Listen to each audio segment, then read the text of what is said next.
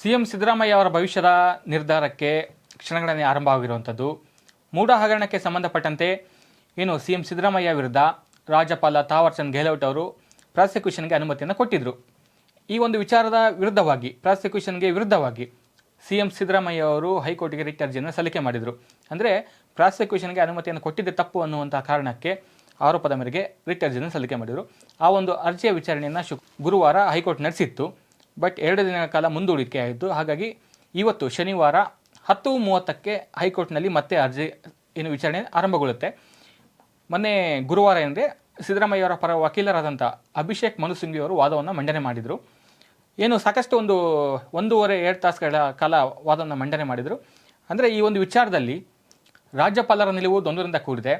ರಾಜ್ಯಪಾಲರು ಕೇಂದ್ರ ಸರ್ಕಾರ ಒತ್ತಡದಿಂದಾಗಿ ಪ್ರಾಸಿಕ್ಯೂಷನ್ಗೆ ಅನುಮತಿಯನ್ನು ಕೊಟ್ಟಿದ್ದಾರೆ. HD ಕುಮಾರಸ್ವಾಮಿ ಆಗಿರ್ಬೋದು, ಮುರುಗೇಶ್ ನಿರಾಣಿ ಆಗಿರ್ಬೋದು, ಶಶಿಕಲಾ ಜೊಲ್ಲೆ, ಜನಾರ್ದನ್ ರೆಡ್ಡಿ, ಈ 4 ಫೈಲ್ಗಳು ಕೂಡ ರಾಜ್ಯಪಾಲರ ಅಂಗಳದಲ್ಲಿದೆ, ಟೇಬಲ್ ಮೇಲಿದೆ. ಬಟ್ ಅವರ ವಿರುದ್ಧ ಯಾಕೆ ಕೊಡಲಿಲ್ಲ ಪ್ರಾಸಿಕ್ಯೂಷನ್ಗೆ ಅನುಮತಿ? ಸಿಎಂ ಸಿದ್ದರಾಮಯ್ಯ ವಿರುದ್ಧ ದೂರು ಕೊಟ್ಟ ತಕ್ಷಣ ಅವತ್ತಿನ ದಿನ ಸಾಯಂಕಾಲವೇ ಸಿದ್ದರಾಮಯ್ಯರಿಗೆ ನೋಟಿಸ್ ಕೊಡಲಾಗಿದೆ. ಅಷ್ಟೊಂದು ಅರ್ಜೆಂಟ್ ಏನಿತ್ತು, ತರಾತುರಿ ಏನಿತ್ತು? ರಾಜ್ಯಪಾಲರು ತರಾತುರಿಯಲ್ಲಿ ಈ ಒಂದು ನಿರ್ಧಾರವನ್ನು ತೆಗೆದುಕೊಂಡಿದ್ದಾರೆ. ಮೂಡ ಕ್ರಮದಲ್ಲಿ ಸಿದ್ದರಾಮಯ್ಯ ಅವರು CM ಆಗಿಯೂ ಹಾಗೂ DCM ಆಗಿಯೂ ತಮ್ಮ ಪ್ರಭಾವವನ್ನು ಬೀರಿಲ್ಲ, ಸೈಟ್ ಪಡ್ಕೊಂಡಿಲ್ಲ, ಅದು ಬಳುವಳಿಯಾಗಿ ಬಂದಂತಹ ಸೈಟ್ ಆಗಿದೆ ಅನ್ನುವಂತಹ ವಾದವನ್ನು ಅಭಿಷೇಕ್ ಮನು ಸಿಂಘವಿ ಅವರು ವಾದ ಮಂಡನೆ ಮಾಡಿದರು. ಹಾಗಾಗಿ ಈ ಒಂದು ವಿಚಾರಣೆಯನ್ನು ಶನಿವಾರಕ್ಕೆ ಮುಂದೂಡಲಾಗಿದೆ. ಅಂದರೆ ಇವತ್ತು ವಿಚಾರಣೆ ನಡೆಯುತ್ತೆ. ಇವತ್ತೇನು ಪ್ರಮುಖವಾಗಿ 3 ಜನ ದೂರನ್ನು ಕೊಟ್ಟಿದ್ರಲ್ಲ, ಸ್ನೇಹಮಯ ಕೃಷ್ಣ ಆಗಿರ್ಬೋದು, TJ ಅಬ್ರಾಹಿಂ ಆಗಿರ್ಬೋದು, ಹಾಗೆ ಪ್ರದೀಪ್ ಕುಮಾರ್ ಆಗಿರ್ಬೋದು, ಈ 3 ಅರ್ಜಿಯ ವಿಚಾರಣೆ ಪರ ವಕೀಲರು ಇವತ್ತು ವಾದವನ್ನು ಮಂಡನೆ ಮಾಡ್ತಾರೆ. ಜೊತೆಗೆ ರಾಜ್ಯಪಾಲ ತಾವರ್ಚಂದ್ ಗೆಹ್ಲೋಟ್ ಅವರ ಪರ ತುಷಾರ್ ಮೆಹ್ತಾ ಅವರು ಕೂಡ ಹಿರಿಯರ ವಕೀಲರು, ಅವರು ವಾದವನ್ನು ಮಂಡನೆ ಮಾಡ್ತಾರೆ. ಈಗ ಪ್ರಮುಖವಾಗಿ ಏನಂತಂದರೆ ಈ ಬಗ್ಗೆ ಮಾತನಾಡೋದಕ್ಕೆ ನಮ್ಮ ಜೊತೆ ದೂರದರ ಆಗಿರುವಂಥ ವಕೀಲ ಪ್ರದೀಪ್ ಕುಮಾರ್ ಸಂಪರ್ಕದಲ್ಲಿ ಅವರು ಮಾತಾಡ್ಸೋಣ. ಹಲೋ ಸರ್, ನಮಸ್ತೆ ಸರ್. ನಮಸ್ತೆ ಸರ್, ಅದೇ ಕೋರ್ಟಲ್ಲಿ ಕೇಸ್ ಇದೆ, ಶನಿವಾರ ಕೇಸ್ ಇದೆ, ಏನಾಗುತ್ತೆ ಸರ್? ಬೆಳಿಗ್ಗೆನೆ ಕೊಟ್ಟಿದ್ದಾರೆ. ಇಡೀ ದಿವಸ ನಮ್ದೇ ಒಂದೇ ಕೇಸ್ ಇದೆ. ಓಕೆ.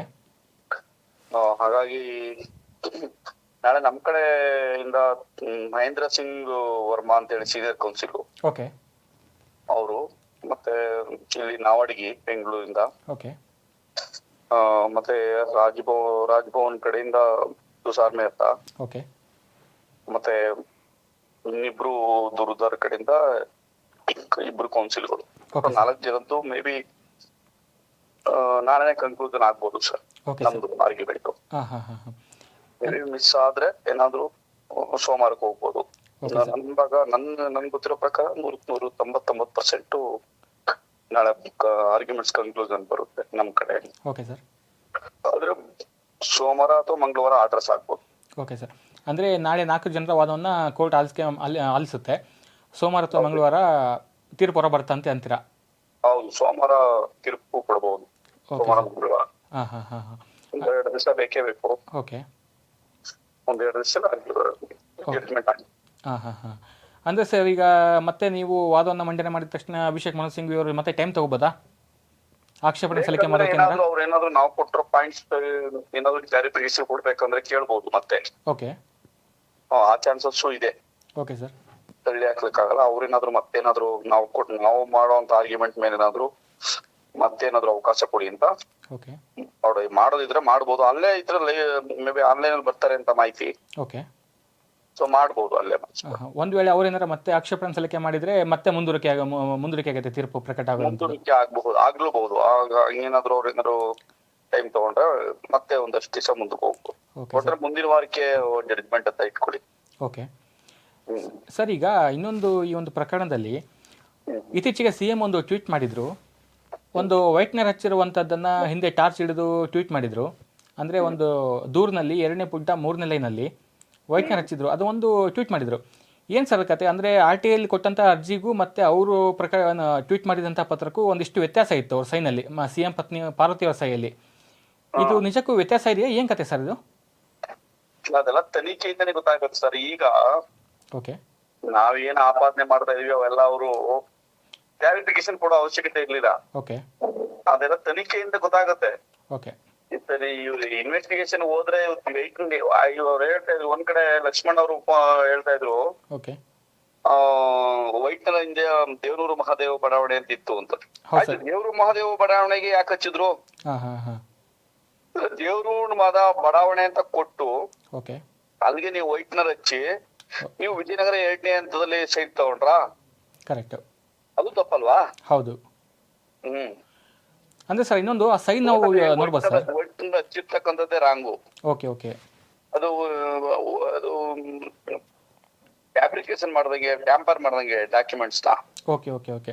ಅಂದ್ರೆ ಸರ್ ಈಗ ನಾ ಸೈನ್ ಅಬ್ಸರ್ವ್ ಮಾಡಿದೆ ಸರ್, ಕ್ಲೀನಾಗಿ ಅಬ್ಸರ್ವ್ ಮಾಡಿದೆ.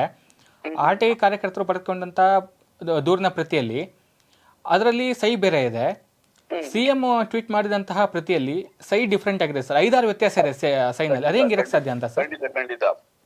ಓಕೆ. ಮೂಡ ಅಂದ್ರೆ ಹಗರಣ ಆಗಿದೆ, ತುಂಬಾ ಹಗರಣ ಆಗಿದೆ. ಓಕೆ ಅವೆಲ್ಲ ಗೊತ್ತಾಗ್ಬೇಕು ಅಂದ್ರೆ ತನಿಖೆ ಆಗ್ಬೇಕು, ಇನ್ವೆಸ್ಟಿಗೇಷನ್ ಆಗ್ಬೇಕು, FIR ಆಗ್ಬೇಕು. ಓಕೆ. ನಾವು ಕೊಟ್ಟಿರೋದು, ನಮ್ಗೆ RTI ಕೊಟ್ಟಿರೋದು ಸರಿ ಇದೆಯಾ ಅಥವಾ ಅವ್ರು ಟ್ವೀಟ್ ಮಾಡ್ತಿರೋದು ಸರಿ ಇದೆಯಾ ಗೊತ್ತಾಗ್ಬೇಕು ಅಂದ್ರೆ ಓಕೆ ಅದು ಇನ್ವೆಸ್ಟಿಗೇಷನ್ ಆಗ್ಬೇಕು. ಹಾಂ ಹಾಂ ಹಾಂ. ಸೊ ಹಂಗಾಗಿ ನಾವು ಕೇಳ್ತಿರೋದು, ಏನು ರಾಜ್ಯಪಾಲರು ಏನು 17A ಕೆಳಗಡೆ ಇನ್ವೆಸ್ಟಿಗೇಷನ್ ಕೊಟ್ಟಿದ್ದಾರೆ, ಓಕೆ ಆ ಇನ್ವೆಸ್ಟಿಗೇಷನ್ಗೆ ಅನುಮತಿ ನಮ್ದೇನಾದ್ರು ಅವ್ರು ರೂಲ್ ಮಾಡೋ ಅಪೀಲ್ ಡಿಸ್ಮಿಸ್ ಆದ್ರೆ ಓಕೆ ಇನ್ವೆಸ್ಟಿಗೇಷನ್ ಆಗುತ್ತೆ. ಓಕೆ ಖಂಡಿತ ಅದ್ರ ಸತ್ಯಾಸತ್ಯತೆ ಗೊತ್ತಾಗುತ್ತೆ. ಓಕೆ ಸರ್, ಈಗ ನಿಮ್ಮ ಅನುಭವದ ಪ್ರಕಾರ, ನಿಮ್ಮ ವಕೀಲಿ ವೃತ್ತಿಯಲ್ಲಿ ಇದ್ದಂಥ ಎಕ್ಸ್ಪೀರಿಯನ್ಸ್ ಪ್ರಕಾರ ಈ ಕೇಸು ಯಾರ ಪರ ಬರ್ಬೋದು ಸರ್ ನಿಮ್ಮ ಅನಿಸಿಕೆ ಪ್ರಕಾರ? 100ಕ್ಕೆ 100 ನಮ್ಮ ಪರ ಬರ್ತದೆ. ಇದರಲ್ಲಿ ಚೀಟಿಂಗ್ ಆಗಿದೆ, ಓಕೆ, ಇದರಲ್ಲಿ ಪೊಲಿಟಿಕಲ್ ಇನ್ಫ್ಲೂಯೆನ್ಸ್ ಇದೆ, ಹಂಗಾಗಿ ಸಿದ್ದರಾಮಯ್ಯ ಕುಟುಂಬದ ಕೈವಾಡ ಇದೆ. 100ಕ್ಕೆ 100 FIR ಆಗೇ ಆಗುತ್ತೆ, ಅದ್ರ ಡೌಟೇ ಬೇಡ. ಓಕೆ.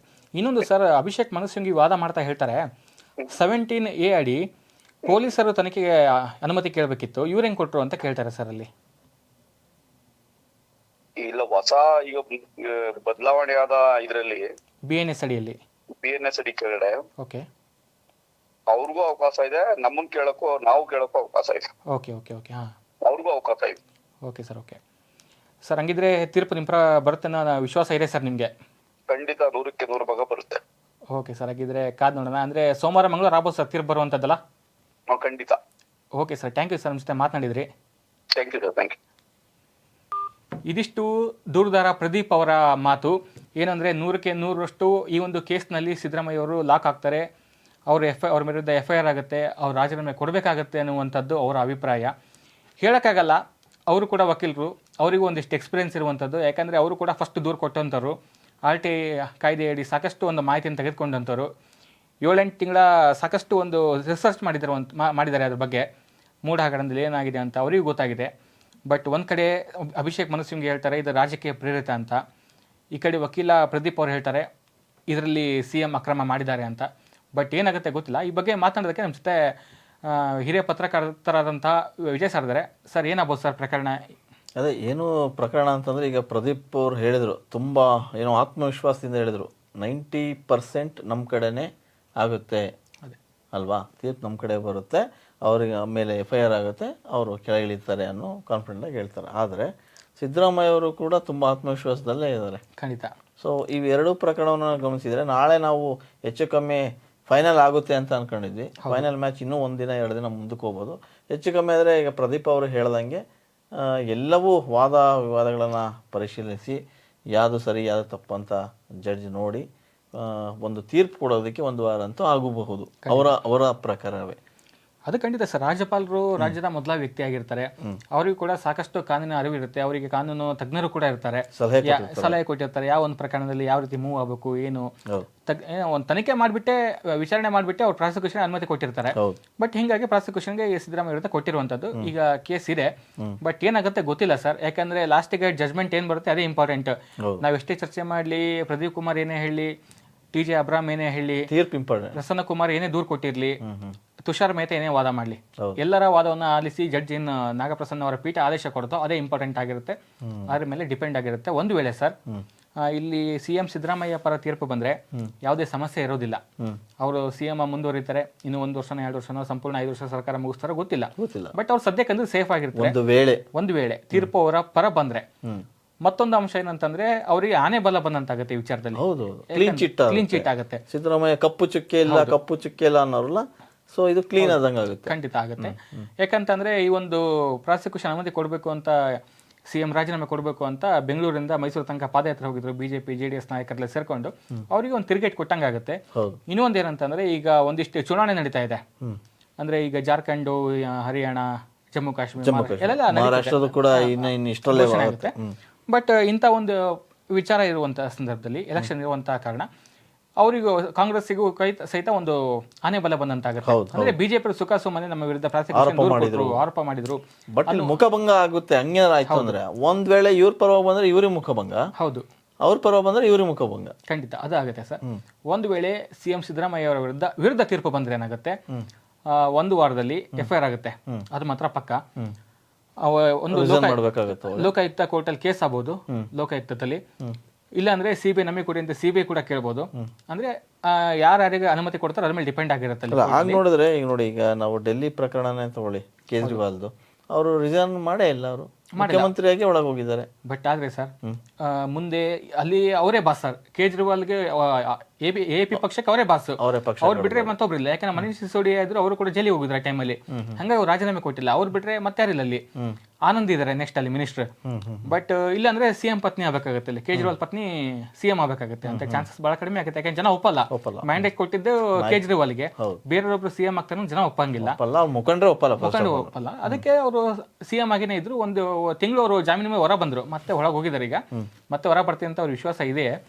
ಬಟ್ ಏನಾಗುತ್ತೆ ಗೊತ್ತಿಲ್ಲ ಸರ್. ಬಟ್ ಇಲ್ಲಿ ರಾಜ್ಯದಲ್ಲಿ ಹಂಗಿಲ್ಲಲ್ಲ, ನಾಯಕರಿದ್ದಾರೆ. ಮಲ್ಲಿಕಾರ್ಜುನ್ ಖರ್ಗೆ ಇದ್ದಾರೆ, ಸತೀಶ್ ಜಾರಕಿಹೊಳಿ ಇದ್ದಾರೆ, MB ಪಾಟೀಲ್ ಇದ್ದಾರೆ.